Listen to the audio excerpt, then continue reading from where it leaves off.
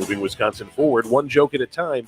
This is Kristen Bry with As Goes Wisconsin. Yada, yada, yada. Hello, Wisconsin! Have you thought much about how you personally are going to deal with the onslaught of AI in the next election? 844-967-2789. You know, in the same way in 2008, all of a sudden there was social media and Facebook and things to deal with in the that election. The 2024 presidential race is going to be the AI election. And there's very little evidence so far that there's going to be any regulation ahead of time, whether that's through laws and the government or self-regulation from any of the tech companies. And so it feels like it's just going to be on our shoulders to start to like figure out what is true, what is not true. And I'm just curious if you've thought about this and how you even deal with it today with misinformation when you are trying to get the news. 844-967-2789. That's 844-96 Welcome to As Goes Wisconsin on this very smoky Tuesday. Holy moly, Greg Bach. Can you breathe when you're outside right now, or is it a little hard? Well, we're coming from outside. I'm just kidding. No, yeah, this is weird. It is weird, right? It's because it's not like it's misty. It's you feel like you're walking through something. Yeah, like walking out into the yard today to walk the dog. I was like, well, it smells like a campfire, and it is hazy. So make sure you are checking the air advisories in your location, and maybe spend less time outside if you don't have to be outside, because I don't think this is good for anyone, let alone if you have any health conditions or asthma or the like. But Greg, what do you think? How do you think you're going to deal with all the AI disinformation that's coming down the pipe? First of all, I just have this idea that if you're honest enough to tell me it's made with AI, I'm gonna be like, well, I don't believe it to begin with. Like, I don't know.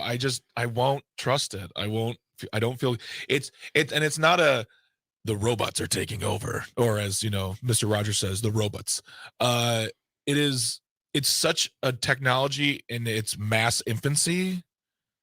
I should say it's to the masses in its infancy, that before it could ever become trusted or something that's not almost laughable in its design, you're going to be like, it's going to be a few years before I'm like, all right, I'll trust you. I want to hear it from a But isn't the point that you won't be able to recognize it as AI? Well, yes, but nowadays no one will shut up about how much it's AI. They're like, oh, we made this commercial with AI. I'm like, yeah, that was a political commercial. That's scary. You know what I mean? Like, no one's at this point. I haven't come across anyone digging up a thing of like, oh, this ad or this commercial or this news story is totally AI generated, and nothing's like, there was no submersible. Fair enough. So I'm bringing this up because there was the Aspen Ideas Festival in Colorado happened, and this was a big topic there. And it basically is talking about how artificial intelligence and generative bots like ChatGPT are basically, as of right now, poised to upend modern American politics. And it's kind of the 2.0 version of what happened when social media reset the playbook in 2008. And of course, for the doomers out there, this is a huge red flag as far as what does this mean for democracy. And it's like the idea that the campaigns that could happen, like could come out, are going to be full of false information for anyone that can even generate it and like every side, every grassroots, every politician is going to have access to be able to use generative AI to do harm to their opponents, because there is now going to be stick with me. New open source technology. One's been released by Meta, and it's known as. This feels like the conversation where we were talking. This is a couple weeks ago. We were talking about weird names. Yeah. It's LLAMA, but it's capital L, lowercase a, capital MA. So llama? I want a llama. I But want a but if llama. it's I always from my Spanish, the little Spanish I took in high school, a double L I think is Yeah. yeah. Yana. So is it Yama? I Yeah. don't know, but there Me is a and my new llama. Me and my llama. there's a new but it makes it possible for anyone in their basement to create far-reaching and fake influence campaigns. That doesn't sound good. I know. And so these different people at this this Ideas Fest in Aspen, Ron Klain, who is a former chief of staff to President Biden, said that campaigns are going to need to shift their approach to counter AI. He pointed to how Ron DeSantis and the RNC have already used fake images to attack Biden so far. And so like what they think they know they need to do is just like get Biden out there and like connecting with people directly. But I'm trying to think for you personally, you at home listening, like how do you navigate this? Like what do you even do today? And we've kind of talked about this before, as far as like what news do you trust? But this takes it to an even greater level of how do you manage to try to navigate the news cycle and understand what's real and what's not and what's true and what's not? Do you just have like your sources that you trust, or like what are the checkpoints that you've already put in place to like be able to verify? Because like I don't even know for myself. Like I have the things that I check, and this is kind of the balance I feel like sometimes with like the criticisms of mainstream media is that they're owned by bigger companies and they have an agenda and blah, blah, blah, and private equity and yada.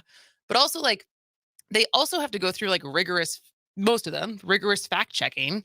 Like the New York Times, I know when Dan Shafer, who is going to be joining the show at 10:30 today from the Recombobulation area, when he had his piece published in the New York Times last fall, he was talking about like the editing process was intense. Yeah, exactly. Yeah. With the New York Times. So like some of these publications that like their reputation, they live and die by their reputation. You can trust that there is also like a fact checking process versus just things that get released by anybody who has access to a social media platform.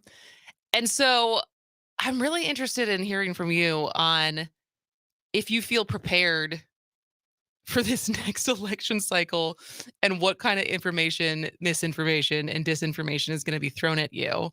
844-967-2789. We got Tony Zimmerman saying a lot of things on our Facebook live stream, which you are always welcome to watch. Watch us, in addition to listen to us, on YouTube, Facebook, or Twitter, which you can find at As Goes Wisconsin.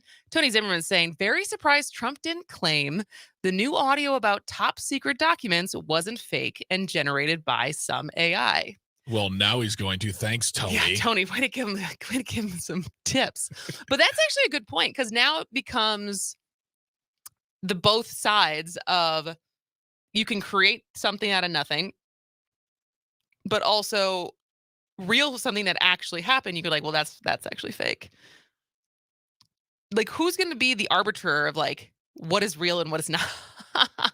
I mean, that's the thing. No, I mean, no one can be, because Dolly Parton. Let's just go back to her, because honestly, like it's the thing is, if I say it, someone's gonna say, well, you're a liberal snowflake. Of course, you're gonna say that's fake. Or if it's someone on the right, we're not gonna trust them. So who is trusted enough to do that? I know. Walter Cronkite's dead. We can't trust him. He's dead. And most people don't know who I'm talking about right there. No, I bet most of the listeners who are listening to the show live right now definitely know who Walter Cronkite is. I'm talking to our Zoomers right now who are listening. I don't know how many Zoomers listen to this show. I got to be totally honest. I like whenever I look at what I can tell on social media from demographics who follow As Goes Wisconsin, It's like mostly millennial, Gen X, Yeah. some boomer. I've yet to reach the Gen Z, unless they're super into politics. I've realized. Yeah, totally. But we would love to hear from you. I got a couple more things from Joe and Tony that I want to read, but would love to hear from you of how are you planning to deal with the upcoming onslaught of AI. And just some of it just want to make you just tap out entirely. I'd be like, I'm going to trust my gut instinct. I'm just going to keep getting news where I get news from and not worry about the noise. But it's coming, whether we like it or not. And big tech is only dialing back its misinformation policy. Like this is YouTube, Twitter, like across the board, things that were put in place around COVID and election denial and stuff. A lot of those policies are getting rolled back. And so what are you going to do? Because you can't just wait for Congress to do something. We can't just wait for big tech to necessarily regulate itself. But I would love to hear from you. 844-967-2789. And we'll end on this before we go to a break. Joe McClear says on the Facebook live stream, I just asked ChatGPT, how should I deal with AI in the 2024 election? It said, don't worry, we'll take good care of you, future human battery. Ooh, the Matrix. All right, we got to take a break, but we would love to hear from you on this topic. 844-967-2789. How are you going to deal with AI during this next election? 844-96-PARTY. We will be right back. Upper 80s Thursday, mid 80s by Friday. For Civic Media, I'm meteorologist Derek. Mark Zuckerberg's got the plan. He's a visionary future man. He's not an evil alien from outer space. He's an Earthman. Mark Zuckerberg speaks the words. He doth instruct and we doth learn. He will annihilate the past and usher us into the metaverse. The metaverse. The metaverse. Rejoice, rejoice, cause we're going into the metaverse. Welcome back to As Goes Wisconsin. I am Kristen Bry, and we once again are joined by Greg Bach, filling in for Jane That Nair today. Hello. What song were we just listening to? That was a song called The Metaverse. Who made by? Some guy on the internet. Oh my gosh. His name is Andre something or other, but when I found it immediately, I'm like, it's like 2.5 minutes long, and you need to watch the video because it's art. Is it? Oh, it is. It's not satire. It's art. Oh, can it be both? I guess it can be both. Isn't all art satire and all satire art? I guess, but I'm saying, like, is it visually It's hilarious. aesthetic or so it's fun. It's meant to be funny. Yes, absolutely. Yep. Yep. Have we had an update on if and when Elon and Zuck are gonna fight? God. It was like all the rage last week, but I haven't heard if there's actually any movement happening with that. Probably not. Wasn't it Elon who challenged Zuck? Because Zuck doesn't sound like the kind of guy who's going to say that out loud. Yes. And Elon challenged Zuck, and Zuck's response was, send me location, brah. I think I added the bra. I mean, the thing is, he's trying so hard to get out of his shell as a quiet boy, but I'm afraid that Zuck would murder him. I've seen Zuck train. Yes, but I also feel like Elon, Elon's got that dad strength, the dad strength of having 11 children. Do you think he does any? Do you think right now? Do you think you called Elon Musk and be like, name all 11 of your children's name? No, not even close.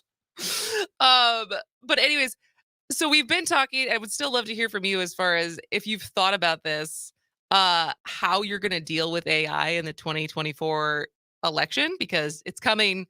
There is no sign that there is going to be any kind of regulation or self-monitoring of it. Anyone who can, any of the grassroots groups, the PACs, the campaigns that can use it likely will use it. And so what's left is like personal responsibility to not find yourself totally susceptible to everything you see and read and hear. But like some stuff has to be true. So how are we going to navigate this as a society? And what have you thought about this? Or is this the first time anyone has brought it up to you? 844-967-2789. Tony Zimmerman on the Facebook live stream says, I need to see something reported from multiple places rather than a single source, which could be faked or duped by AI. And I think that's smart. I think that's sometimes when I see something that everyone's talking about and multiple sources are talking about as a big story versus like a one-off thing that gets sent to me, that's where more like media literacy comes into play, where it's like, is there a reason that the bigger guys are not covering this? That is, they just don't think it's a big enough story. They couldn't verify it. Or why is only this one niche outlet talking about this in this way, and like trying to use some critical thinking when you don't see it more often. All right, we got someone on the phone, Greg. We got Eric from Tosa. What do you think? Yeah, hi. I just wanted to say I really picked up the phone real quick to call and announce that allegedly Elon Musk's mother has called off the fight. Really? How does that work? So This was Elon still something takes published directions from his yesterday. mom. And that was why there was a mocking post of some kind saying something about he took directions from his mom and there will be no fight. Wow. That's a win for moms everywhere, I think. If the richest man in the world and arguably one of the biggest trolls in the world still listens to his mom, that I think bodes well for mothers everywhere. Right? Thank you for the call, Eric. Oh, really quickly though, I'd like to say on the AI. Yeah. Oh, sorry about that. Oh, I'm sorry. Yeah. I personally believe the key to surviving these elections, I guess, until we have some sort of regulation, which the cat's out of the bag, so will probably never occur, the key phrase for me is due diligence. When you see something, don't believe it off firsthand, don't go with it, go back and look for a second, third, fourth source, whatever it may be, because what they do, they know that all they're doing with AI is they're feeding into biases. And so people that are completely biased and roll with it are just going to jump to it and jump on it. They put a kernel of truth in there and then spin it out of control. And if it fits your narrative, they know that a certain number of people are going to do no due diligence and just run with it. And that's how it works. But due diligence destroys disinformation, I'll say.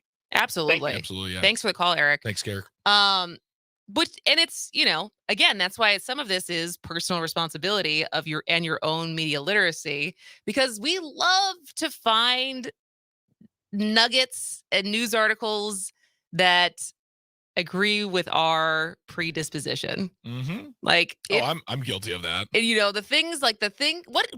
When you like instinctively want to share something, like think about the things that you're like, because it makes you laugh, it makes you feel something, it agrees with your vision of the world versus, I know because I say it all the time. And I think it's a really good thing to follow whatever social media platform you find yourself on the most, especially if you use them to take in information. So it's Instagram, it's Twitter, Facebook, TikTok. Follow accounts that specifically you don't agree with. So like I follow Breitbart, I follow Daily Wire, I follow a lot of accounts that I don't like what they put out into the world. And I have like a knee-jerk reaction when I see it, but it's still good to see what they're feeding people. And like the same impulse of the things that I do follow, that I do find interesting, that do agree with my worldview, like they do that for other people. And so just notice the things that you want to share versus the things you immediately reject. And maybe that can be part of that due diligence. Yeah. All right. Well, we got to take a break. When we come back, we're going to recombobulate with the one and only Dan Shafer on childcare, budget, and maybe a little where we are in Milwaukee with the vote for the sales tax. So stick around. This is As Goes Wisconsin.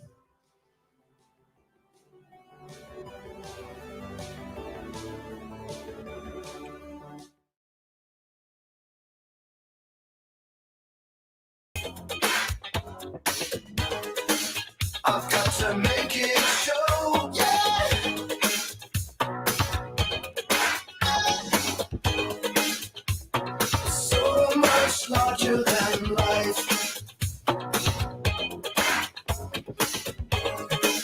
I'm gonna watch it growing.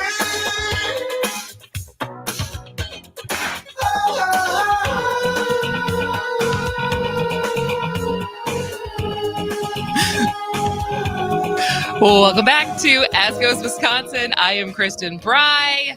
We got Greg Bach back on the board today, and we are kicking off our new weekly segment. It's official instead of sporadic. Dan Shafer is going to recombobulate with us on Tuesdays at 10:30, starting today. How you doing, Dan? Nope. Oh, you are muted, friend. There Sorry you about, go. sorry about that. It's been a little while. I was a little discombobulated, but you helped me out there. Here for our Nice. weekly Branding. recombobulation segment. I'm very excited we got this figured out. I'm going to be joining you every Tuesday. I'm very excited. Yeah, no, it'll be a fun way to start the week as far as talking what's been going on in Milwaukee, what's been going on in the state. Probably could have been used this a little earlier considering how much has been happening in Milwaukee and the state, and trying to break down the budget cycle and the negotiations. And but we're in the final stretch of that.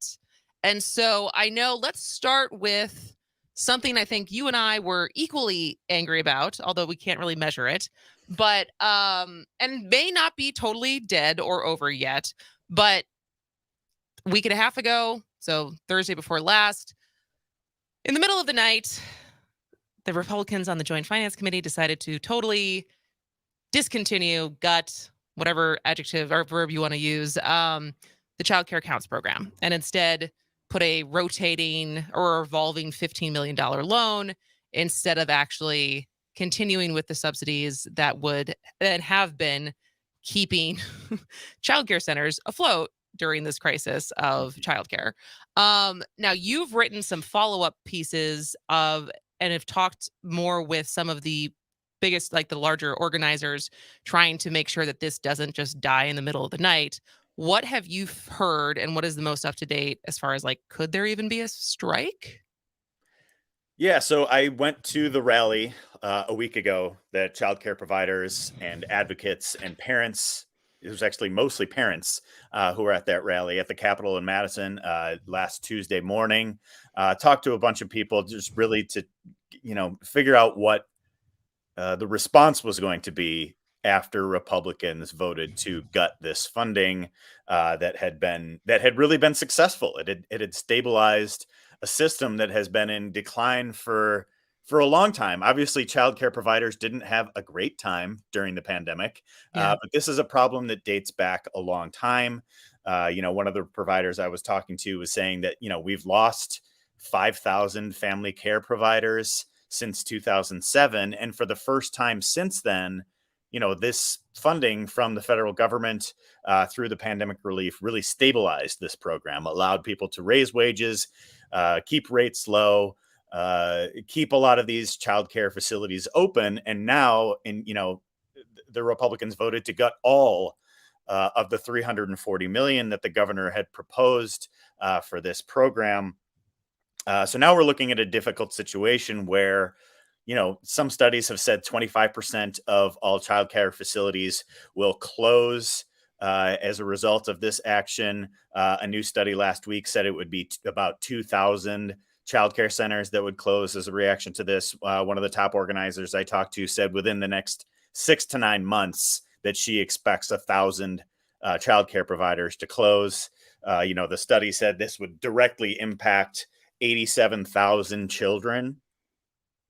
And so I really think, this is such a big deal. The system as it is barely hanging on. And without this funding, anything that has stabilized over the last couple of years with this funding is going to be lost. So, it's I think you look at these pandemic era programs that popped up to provide relief to people. Most of them are winding down right now, but we have a program here that worked. It was successful. It did stabilize the system. It kept these places open. And now without it, we have the budget surplus. We can fund this program without raising anyone's taxes or doing anything like that. And now the Republicans of the state are creating a childcare crisis by denying the extension of this funding. And it's so frustrating. But there is still a chance that this week Democrats are going to introduce an amendment. Right. And I think there's even more action happening today, or was I reading that wrong? Yeah, so childcare providers you've been reaching out to their network. A lot of these organizers, Corrine Hendrickson with the group called We Can. She's also the owner and operator of a childcare facility in New Glarus. She's been kind of the point person on a lot of this. She's been reaching out and encouraging people to call their legislators to vote yes on this amendment, or even vote yes on having a vote for this amendment, because my understanding is the way the process would work here is that, Democrats can introduce an amendment, but Republicans can block that amendment. And they have signaled all along that they have really no interest in taking up this funding for childcare and extending this program. And, there are reports out of the AP this morning that said Senate leadership, which I believe is planning to take up the budget vote tomorrow, is not projecting any major changes to what was passed out of the Joint Finance Committee. So, and nevertheless, there can be a vote on this amendment, and people are being encouraged to call their representatives, contact them, and ask them to vote yes on this amendment to extend childcare funding. And you argued, you made this point, and I would be interested to hear if anyone had a good answer to it. But you pointed out, I think on Twitter, what is the business community's response to this? Because everything I know about this crisis is it is a three-pegged stool, right? There is the family's responsibility, but there's also a government's responsibility, and there's also a business responsibility, because this affects businesses directly. Have you heard anything from some of the biggest employers? Like, I've seen some op-eds prior to this written by business leaders who are acknowledging that we need to be innovative in how we fix this. I've read some one-off cases where a community came together and was able to solve this. But have you heard anything since the Thursday this all went down from kind of the private sector as far as their reaction to this at all? Yeah, not really. Okay. Not really. Great. Cool. Which I think is so disappointing, because I think there were a few op-eds in the Journal Sentinel from people in the private sector, people in the nonprofit world who were speaking out and saying, alerting people to the reality that could come without this funding and without an investment in childcare. And I think this is going to cause people to leave the workforce if they're not able to provide and not able to find quality childcare for their children. This is going to fall particularly on women, as it always does in these types of situations. And there has really been no significant response from the business community. They're allied with the Republican Party in this state, and they don't seem interested in crossing Robin Voss and company in the state legislature, which is so disappointing. And I think, the workforce shortage that we always hear about from, the top business groups in the state, well, they're creating a much worse one now, because you're not going to be able to have people in the workforce because they'll be home with their kids or working part-time jobs or doing various different things and not being full-time participants in the economy. And I think the one study that came out last week estimated that this would amount to, I think, $232 million in lost economic impact or lost wages for parents across Wisconsin. Again, like you said, not really any response from the business community on this issue. Great. We are just going backwards. I mean, what we were talking about last week is like sending women back to the kitchen barefoot and pregnant. It's all they want. It's all they want. But it's very short-sighted. And I think that's the thing. It's like, ideologically, if that is how you think the order of the world should work, it's one thing, but it's also not the world we live in. And it's also, I contend that for a lot of families, and we talked about this, I think last week or even 2 weeks ago when this first came down, it's also not the reality for even decades ago. My mom worked, my grandmothers worked. Like, women have always worked and figured this out, but it's also just the combination and the fact that wages have not kept up with living costs. And so people aren't making enough to be able to afford the price hikes of what it takes to run these centers. And like things are just broken right now. And there's like actual solutions being put forward of how we can try to fix it. And yet we don't want to. Well, and this program did work too. And I think so much of the challenge for a lot of these childcare providers is wages. And I think, as wages have gone up for a lot of other jobs in that kind of pay range, it's made it more difficult for childcare providers to retain people in the industry. The childcare counts funding raised average wages for childcare for early educators in Wisconsin from $10.66 an hour to $12.66 an hour. That was the big increase, the $2 per hour. That's still terrible. Terrible. That's still really, really bad. You talk to and meet anybody who works with kids and they're underpaid. And, particularly, these are people working with infants. Yeah. I mean, it's such a crucial age for child development for so many reasons, and having some stability in the childcare system would just go such a long way to making a difference for families across the state. And for really no reason at all. I have not heard a good reason articulated as to why this funding should disappear at this particular moment, other than the fact that, well, it was pandemic era funding. So like other pandemic era programs, it should wind down. We'll talk to any provider or somebody who's been in the mix on trying to get legislation passed on this, and they will tell you that that is not the case. And they're adamant and passionate about that and saying that is not the case. So this is just a long running problem that we are, again, choosing to ignore and do nothing, even as we have this $7 billion surplus, this generational opportunity to make investments in Wisconsin. And look across the border to the west, Minnesota is putting more than $750 million towards childcare. If you're starting a young family and you have the option of living in Wisconsin or Minnesota, why would any of them choose Wisconsin right now? Well, some of us have to because we started an entire brand called As Goes Wisconsin, and I don't really want to start something new called As Goes Minnesota. I feel like it's fertile ground. There's no recombobulation area in Minnesota. So exactly. All right. Well, we only have 2 minutes before we have to go to our first break. And so I want to at least set up. We're talking to Dan Shafer. This is our new weekly segment where we're going to recombobulate with Dan Shafer at 10:30 on Tuesdays. I guess I started the show yesterday with this question.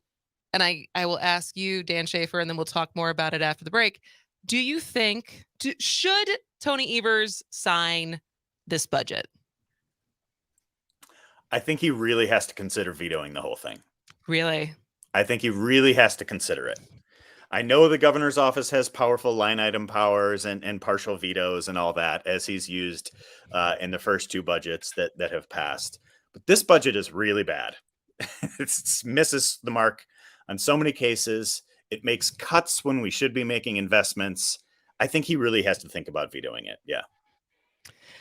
So we'll talk after the break about what that would actually mean politically, logistically, because I think this is kind of the do or die week of we'll see. I think everything I've heard so far is, as of yesterday, he was saying, I need to see the final budget before I would commit to anything, but it's not off the table. But also it could screw with a shared revenue deal, supposedly. And also when we come back, I want to at least touch on where Milwaukee is between the county board and the common council with approving the sales tax, because that is looming. So we are talking to Dan Shafer. Stick around. We're recombobulating on As Goes Wisconsin.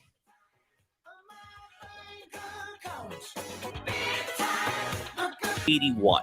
Chance for scattered storms Thursday and Friday. Upper 80s Thursday, mid 80s by Friday. Money, money, money, must be funny in the rich man's world. Money, money, money, always sunny in the rich man's world.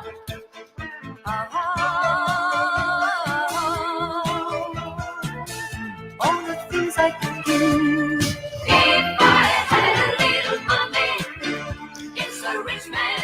Welcome back to As Goes Wisconsin. I am Kristen Bry. We got Greg Buck on the board today, and we are recombobulating with Mr. Dan Shafer of the Recombobulation area. We're going to be doing this every Tuesday at 10:30 as of today. And so with the 8 minutes that we have left, I want to touch on both where we are with the budget. So you said in the last segment that you think Governor Evers has to seriously think about vetoing what likely will be the Republicans' passed budget. What does it look like if that happens? Do you think there's political ramifications for him or the Democrats if he vetoes this and we have to do this all again in October? I think there would be, and I think there was some details that are a little bit beyond my understanding about like administering things in the shared revenue bill or the education agreement, and how exactly that would work out if Evers did go ahead and veto this budget. But I think with the line item powers that he has, he could do things like remove the tax break for the top earners, for the wealthiest Wisconsinites that Republicans want to be giving away the surplus to, more or less. But which they is a can't add reminder anything that back quickly, into it. even if they cut that top bracket, the 7.6 to 6.5, the top earners still get a tax break based on, because they are taxed incrementally at each level. So when you cut the lower tax brackets, everyone above them is also getting that same cut, just as a reminder. Sorry to cut you off. Right. So, but he can veto these things out of the budget, but he can't put anything back into the budget. Right. Yeah. So it's like this cut to UW that Evers has said he is not comfortable with. Obviously, he's talked about a veto with that, but he can't put funding back into the budget with this. So if he were to, veto the whole budget, the legislature would have to come back, I believe, this fall to present something again. But I think considering how far Republicans have gone with this budget, he has to consider it, because I think if it was just, okay, let's meet in the middle on PFAS and childcare and the UW budget and all these different things, and okay, let's target the tax cut toward the lower brackets and whatever else, I think he'd be comfortable signing it, just as he did for the last couple budget cycles. But I think just considering how far Republicans have gone with how far they've pushed this budget to the right is one reason. But also, I think this is kind of the one opportunity that Evers would have to make this kind of move. He was just reelected, by a larger margin than what he was initially elected by in 2018. He's not going to feel the political ramifications the way that somebody who might be in their first term heading into some sort of reelection battle down the road might be. So is this his one opportunity to do that, to really stand firm on the budget, stand firm on the priorities that he ran on and won on? I think that has to be part of the calculation here too. Well, and that's what I said, even for higher income Democrats or higher income independents who voted for Tony Evers, is there enough of a draw from the tax cuts that they would get in this budget to override why they voted for him in the first place and the different priorities they value? And I don't know if that's the calculation that some of the Republicans are thinking, that he's going to get pressure from his higher income voters. But I don't know if that's how their brains work. I don't think that's the reason at all. I think it would be more about like how to implement the parts of the shared revenue and education bills that would go forward. Also things like upping pay for public State defenders and people in the court system. That was, I know you've talked about that on your show too. That's a really big issue. Other pay raises for state employees and things like that would have to go back to the drawing board. So I think that is probably more of the constituency that he would be contending with, and not just the self-interested high earners that have, I guess, gravitated a little bit more towards Democrats in recent years. But I think people want to expand Medicaid. People want to fund childcare. People want to have paid family leave. People want to have all of these, all of the 500 plus priorities that Republicans ripped out of this budget to get it started. Like, I think that's why people wanted to reelect the governor because he was running on these things. And I think, the top earners who might support Democrats are not supporting him because of their own personal pocketbooks. The $1,200 or $2,000 tax cut they might get. Yeah. That's all right. Well, we only have a couple minutes, so we'll have to save a lot of this for next week. But I guess just initial thoughts on where we are with so far. The shared revenue bill has been signed. It is now in the hands of Milwaukee's Common Council, Milwaukee's County Board of whether or not we're going to get a sales tax. You wrote a really great article talking about how this is not a great deal, but we have to sign it. Mhm. So what have you been hearing as far as what we can expect or kind of where it goes, at least in the next week when you'll come back and we'll talk about this again? Yeah, I think, there was a key committee vote that happened yesterday in the Milwaukee Common Council to kind of advance the sales tax. And there was 6 in favor, 2 abstained, but nobody voted no. So I think even the pessimistic council members like downtown Alderman Bob Bauman, who said this is never going to happen and the sky's falling, he even voted for it. So, so I think, I think there was some key testimony from people, from the legislature. Somebody like Representative Evan Goyke, who voted against the proposal in the legislature, came to the Common Council and said, you should vote for this because we can't get rid of the policy now that already passed and was signed into law. The dumb policy stuff is going to be there regardless of whether they fund the sales tax or not. So I do think, and I think there was a reason that negotiators from the city and county level made it so this would be a 2/3 vote, because I think they understood that that's a threshold that they were going to be able to get to. And so I do think this sales tax will likely pass. The language that I used in my column that you referenced was live to fight another day. And I've heard that phrase come up from Alderwoman Dmitrievich and Fire Chief Lipsky. I think that's kind of where the city's at. You have to pass this and fight another day. Yeah, absolutely. All right. Well, we'll get into that more next week unless something else more pressing pops up between now and then, which is always a possibility in this state. But definitely, if you are not subscribed to the Recombobulation area, what are you waiting for? It's the best $5 you can spend. It's a coffee. It's a Frappuccino. That's it. Dan Shafer, so happy that we're doing this and that we'll get to talk every week starting today. So we'll see you next week at 10:30 on Tuesday. Absolutely. Thanks so much for having me, Kristen. All right. Well, we're going to take a break. And Greg. We're taking a break for the top of the hour news. And when we come back, we're going to be talking to investigative reporter from Wisconsin Watch, Phoebe Petrovic, about her series on voucher schools. Stay with us. This is As Goes Wisconsin.